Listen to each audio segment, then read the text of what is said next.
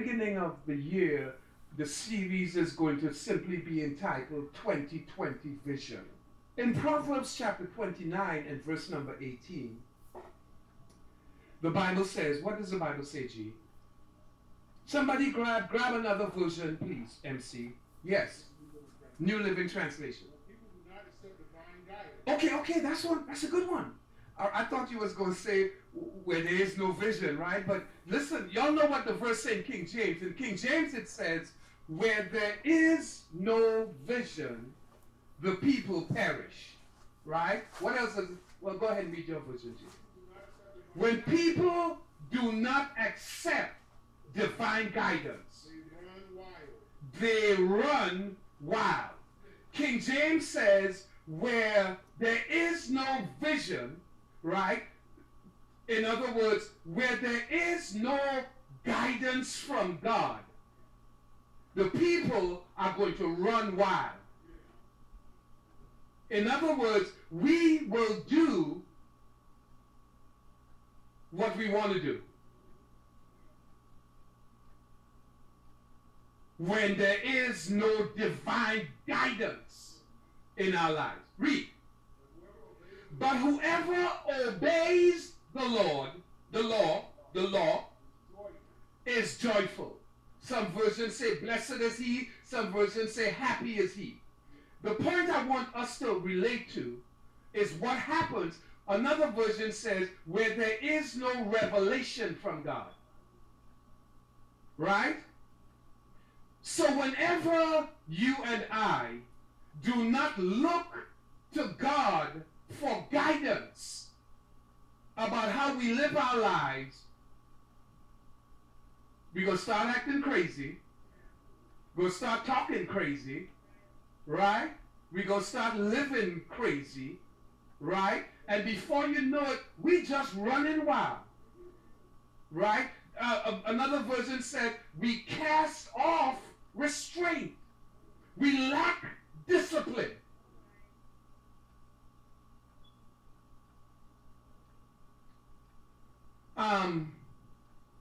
And so 3 people went into a restaurant to have a meal. And they were shown to their seats and were given a menu. Upon the receipt of the menu, each one of the 3 put on their glasses. So, thank you guys, thank you. So the first one, being a little embarrassed, said, well, I just put it on to see close up. And the second person said, well, what he said? Oh yeah, I just need my glasses when the lighting is bad. And the third person said, whenever I need to see, I put on my glasses. But the reason each one of them needed their glasses was because all of them did not have 20/20 vision. Y'all with me? You're familiar when you go to the eye doctor, optometrist, that they usually place a chart before you, and if I remember correctly, they ask you to cover one eye. Right?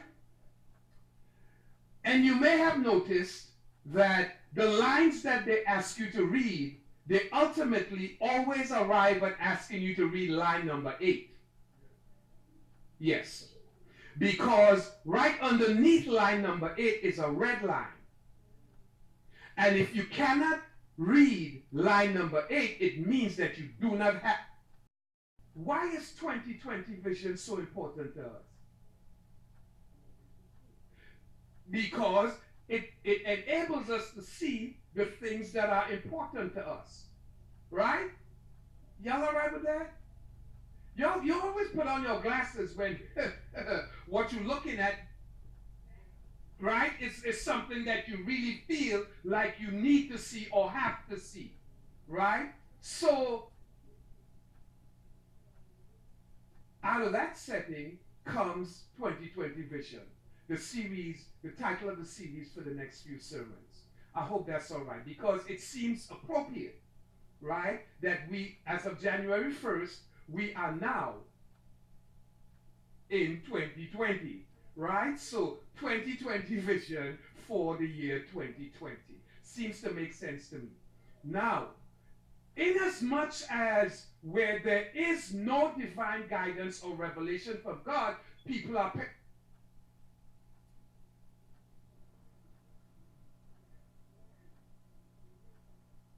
right? We are heading for destruction, tragedy, right? It behooves yours truly to ask God, where does he want the new Maywood Church to go? Where is he calling us to be in the year 2020? That's my responsibility, because without vision, I'm leading you to a grave which does not inherit eternity with God. You understand what I'm saying? Right? I'm going to be running crazy, right? I'm not going to be guided and led by God, his divine wisdom, and therefore I'm not qualified to stand before you and talk about a vision for Maywood for 2020. So in the time that you were so gracious to allow me to spend some time asking and waiting for God to answer, I'm on point. I'm ready. Well, I'm not fully, all of it's not broken out yet, but we're going to start with discussion this morning. Is that all right? And that led me to Philippians 3. So let's park at Philippians 3 for a minute. Not as though I had already attained. Who's reading? Not as though I have already achieved. Not as though I had already arrived. Not as though I had. Now, what's he talking about? It's simple, shucks. Let me pause and deal with that. Oh, wait. Let me tell you what we're going to extract from the passage, and then I'll go back. How's that? Right? There are 4 ideas in the sermon that we're going to build. We're going to build a series of lessons on and connect it to divine guidance from God 2020 vision. Make sense? Do y'all want to hear this? Because you need to want to hear it, right? To hear it right. Right? Not as though I'd already attained, or am I already perfect, full grown, or mature? Right? Which means that he's been on a journey with God, but he's not at the end of the journey yet. And he's aware of that fact. So he says, not as though I had already attained, either am I perfect or fully grown, right? But I press on. But I press on. Now, press is a word of intensity. Press means to follow hard, not just to follow. But we press on. Did you hear me? But we press on. Read. That the reason why we're pressing on, okay, is that you and I, that we may lay hold of that for which Christ. No. See, you didn't get that. You didn't get it, right? I want you to insert plurality for singularity. Read it again, please. that we may lay That we may lay hold of that which Christ Jesus has also laid hold. Boom, shakalaka. See, we need, look, we need to put ourselves in the verse so that we can hear what God is saying to us in the word. Right? So already we've got 2 or 3 other points I want to take time to use as our stepping off point. Point number 1 is he makes an evaluation of his condition or his situation. When he says, I've not yet arrived, but I press on. Before you and I, and in your personal life, before I can address God to hear what his vision is for this church, I need to make an honest and evaluation of my condition.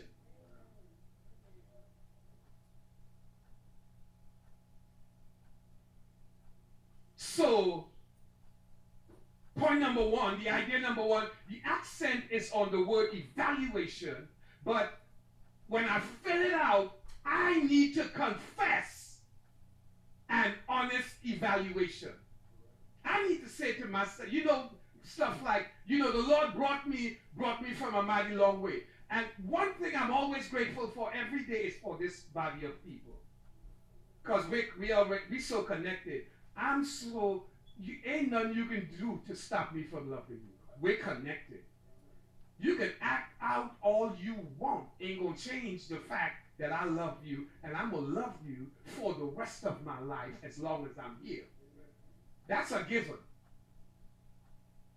And I dare anybody to say I don't love her. Double dare. Then he says, Brethren, we do not count, thank you, G. Boy, you go, boy. We do not count ourselves to have apprehended. He says, now see that word lay hold, apprehend? What that means is to take possession for yourself. See, God took possession of Paul. How many of us can say that? Don't answer that. I'm just trying to sow some seeds of greatness. How many of us can say, it seems like we need to be thinking about moving to the point where we can say, whatever God arrested me for by loving me into membership in the Church of Christ, whatever that is, I want to possess it. I wonder if we as a church could say that.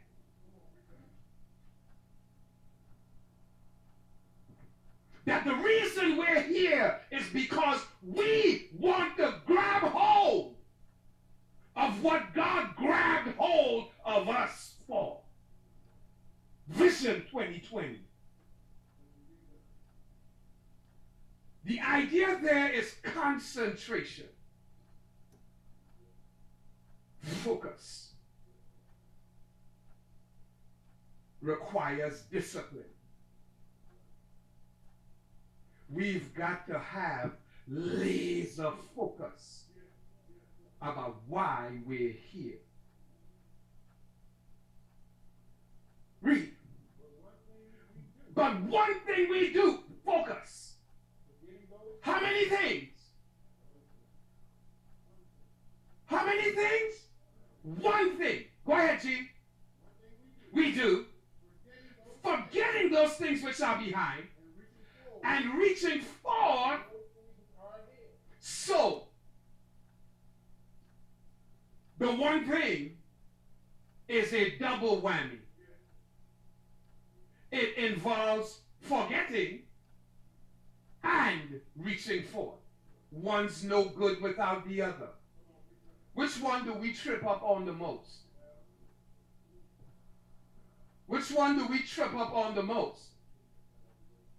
Oh, you're trying to look at me like you don't know.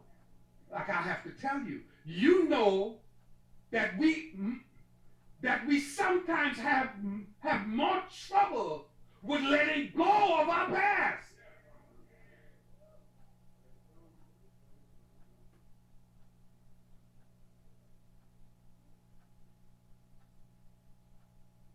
Listen, unless we apply a solution, time don't bring about no change. My daughter was overseas, out of the country, and they just did her bad. They canceled her flight and all kinds of stuff. Told she was supposed to come back today, and she had to come back yesterday. And man, she was in a dump, you know, and she out of the States. She's a mess. Got into Miami by midnight last night, and didn't know when she was going to connect, and they canceled all of that. So Queenie and myself called her this morning to help her to leave yesterday behind. Why do you suppose we did? Can you see what I'm saying? Because if she takes the hurt and the abuse and the mistreatment from yesterday into today, today is just going to be another lousy day. What does the new Maywood Vision 2020? What do you think the new Maywood need to do in 2020? Say goodbye to the past. And I got work to do with that too, because what we think is forgetting really ain't got nothing to do with it at all. Right? And reach forward. Okay? So we've got confession, evaluation. We've got confession, right? We've got concentration, reaching. We press towards the mark for the prize of the high calling, the outward call. That's that higher ground. That's where we get the next level from. He ain't pressing to go back. Y'all understand what I'm saying? He ain't pressing to go back. He's pressing to move higher, to what upward, to what God has called him for. What is Lopez suggesting that the new Maywood Church of Christ do? Well, how about we press on to the next level? How about us leveling up? How about making higher ground our focus 2020? Read.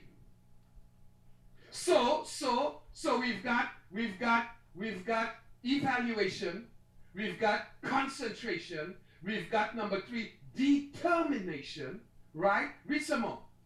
Therefore what? Let us, as many as are mature, have this mind. Okay, now see, after you evaluate yourself and you make the honest evaluation, that draws you closer to being mature. Read. And if in anything you thinking otherwise, God's going to reveal it to you. God's going to show us if there's anything we need to do to keep moving to the next level. Read. Nevertheless,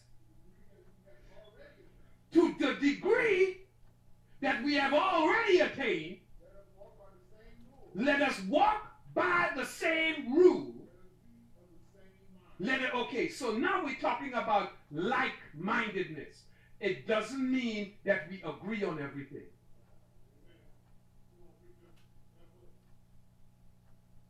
It just means that we are one in our aim.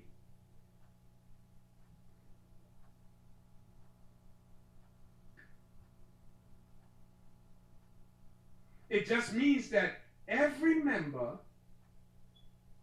is focusing on the next level.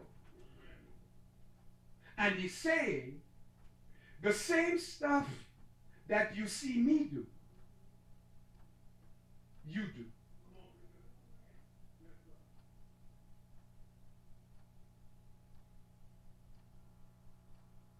I got scripture for that too. Y'all remember when, well, okay, let me give you the full. Because I got plenty of time.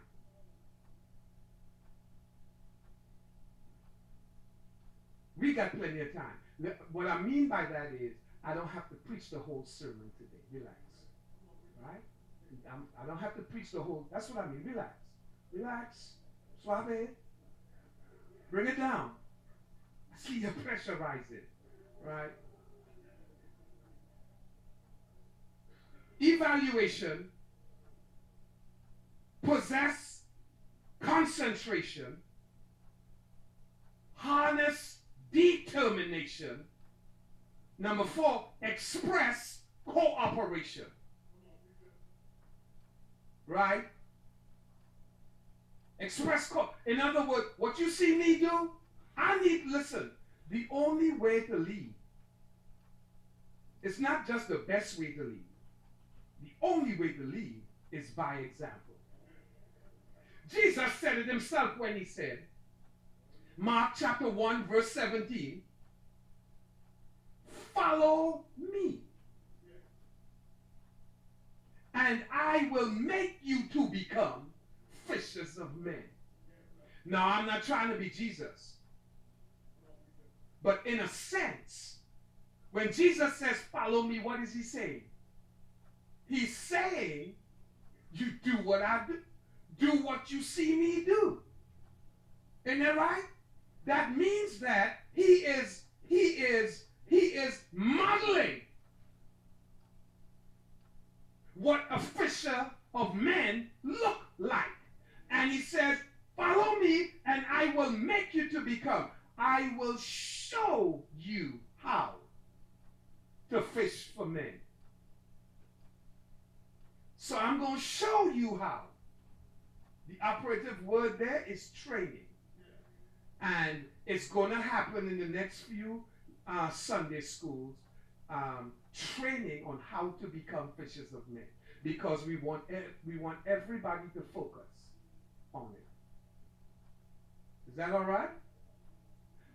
And when he told them become fishers of men, it was like Jesus saying to him, and like me saying to you, now you know how to fish for fish. Put a little money in your pocket, make a living. But what I'm going to teach you how to do is to make a life.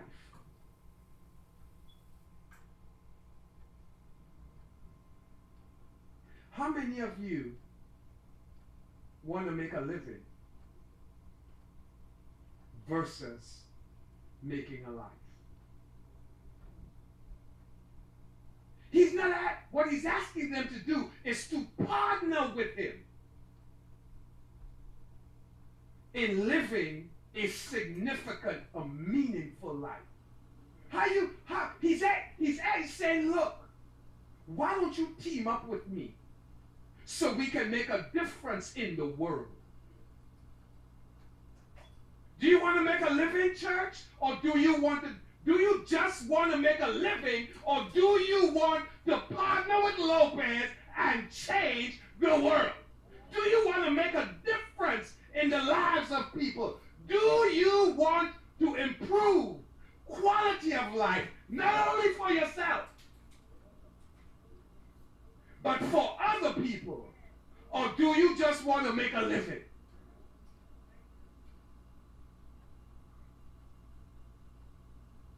Evaluation,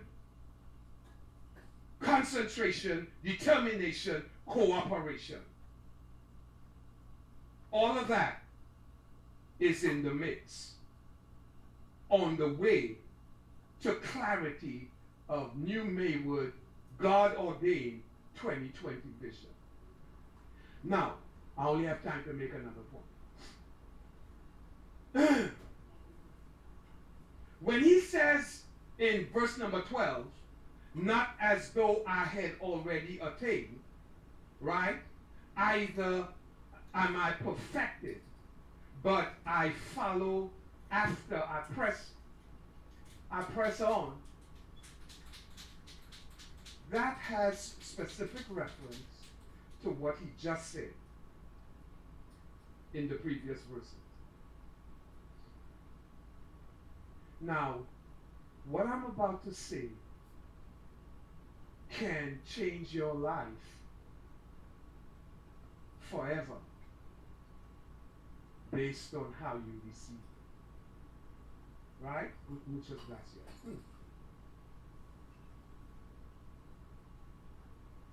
Oh, God. That's freshness for the rest of the journey. Thank you, sir. Back up to verse 7.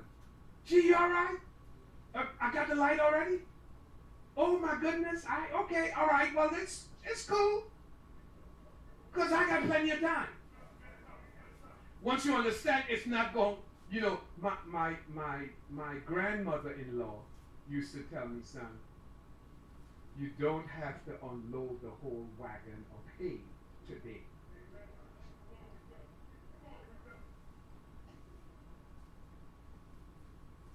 And I wasn't swift to hear back then, but I got it now. Woo! In verse 7, he says, drop to verse 7, G, because you know, but what things will gain to me, those are counted loss for Christ. But what things will gain? What, see, family, J-O-B, what things? Car, right? You know, we don't just want any car, right? And whatever car we want, we gonna make sure we work. Sometimes big, right? A car ain't just a car when it's the car I want. But all right, you don't want me to preach on that. Your car, he says, but what things will gain? Those I have counted loss. You see it? Gain and loss. Paul took everything he had achieved and he moved it from the gain column to the loss column. Read some more. Yeah, family. I also count all what things? Family, the car, you know, the closet full of shoes, the name brand stuff, my J-O-B, all things. But see, I know you're looking at me like I know what he's getting ready to say, but I was blown away with this, right? So, what, Lopez, why you preach it? Because I want you to be blown away with it, so we can be blown away with it, so we can catch, we can position ourselves to catch the 2020 vision. He said, but what things will gain to me, those I counted loss for Christ. Yea, verily, I count all things but dung. Now, when we read that, we tend to think it's manure. Y'all ever?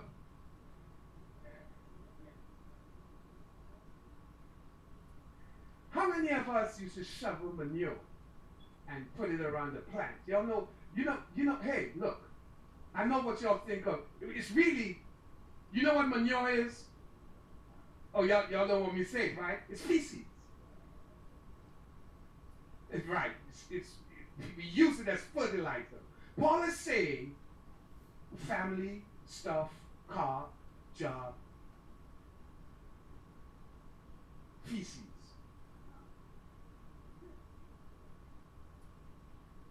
You mean to tell me? No, you're not. You can't. You're not. That's my mother. What you talking about? Feces.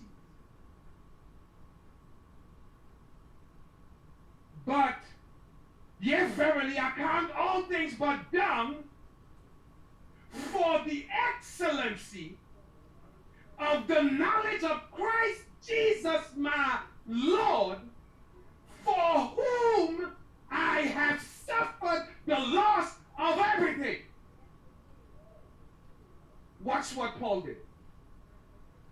And count them as rubbish, that I may gain Christ. So what used to be gain, everything he accomplished, he took that and counted as feces, dung, trash.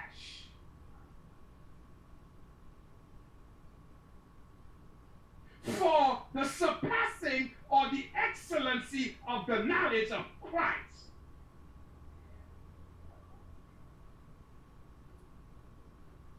How many of us can say that?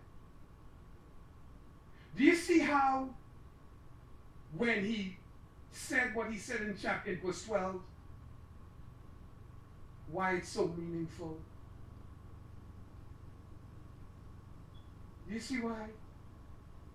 The question I want to leave you with is, would you prefer to have everything but Christ, or nothing but Christ?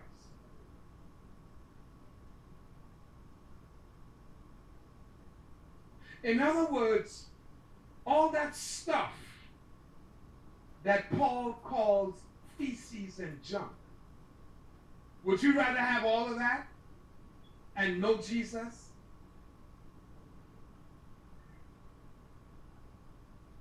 Or would you know Jesus? Would you rather have Jesus and none of that stuff?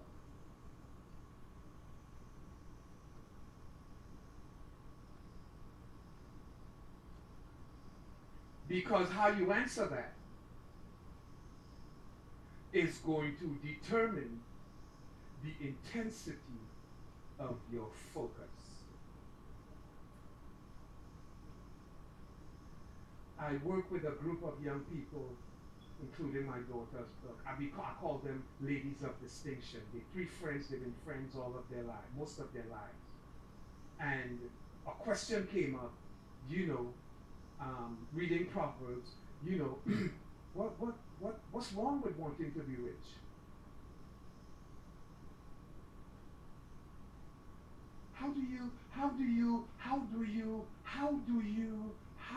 size up your life with respect to Christ being your Lord and he's everything to you versus everything without him? And naturally, since they were past teenage years, they said, well, why can't I have them both?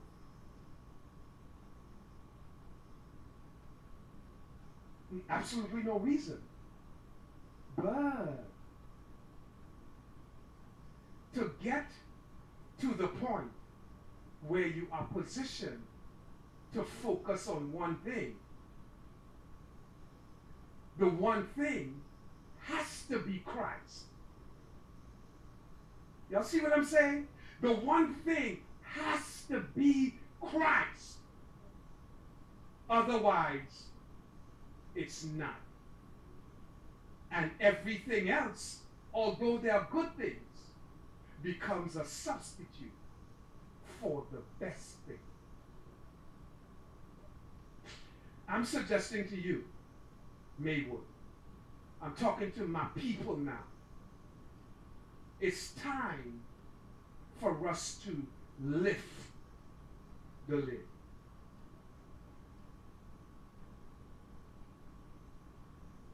Forget about stuff. Let's focus on Christ alone.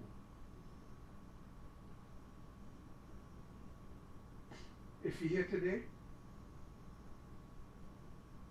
I don't know how you're living, but I do care.